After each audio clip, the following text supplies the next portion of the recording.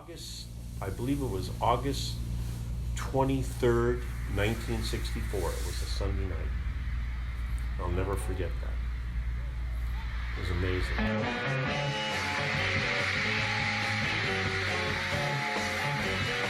When I was 14, I used to bowl a lot. I used to hang around with all my friends at a bowling alley, and across the street there was a music store that just opened up. It was Ken Charles Music. And so me and my buddy went there and took guitar lessons and stuff like that. And then around that February, the Beatles were on Ed Sullivan. And when I saw them, it was like, I felt like, that's what I want to do.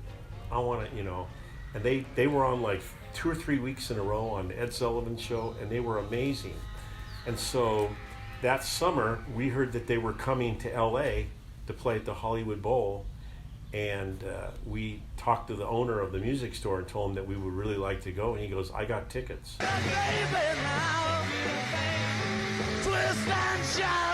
And so me and my friend and his sister went. My friend drove out there. I was only 14, and we were right like in the middle, and about halfway back, and they played for 29 minutes. They played like 12 songs, and I had my binoculars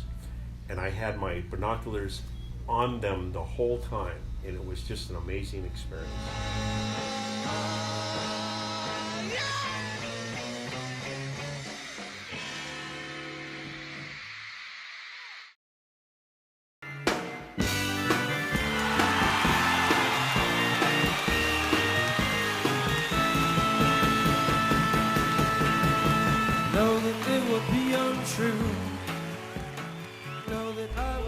I saw the Doors at the same place that I saw all the other bands on the Sunset Strip, except now it's called the Kaleidoscope.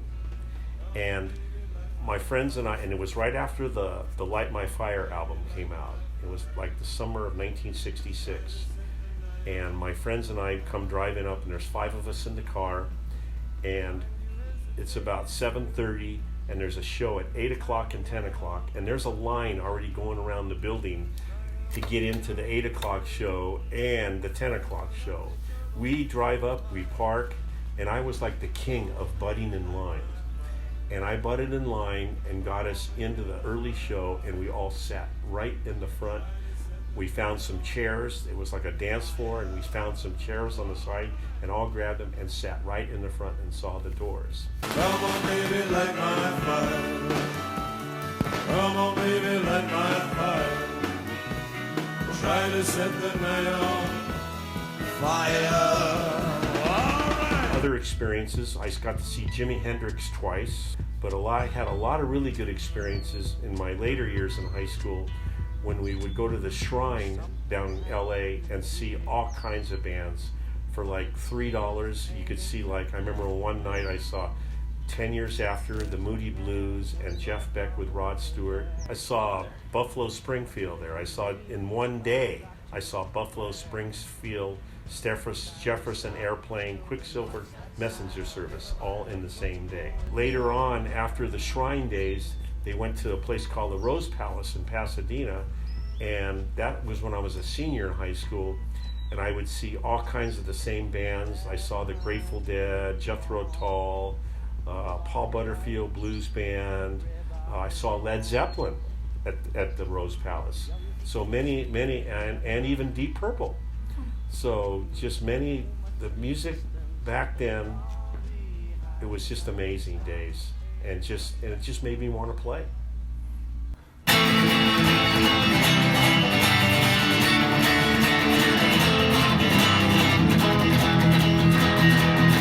All I ever wanted to do, more than anything, even more than play sports or anything in school, I wanted to be in a band.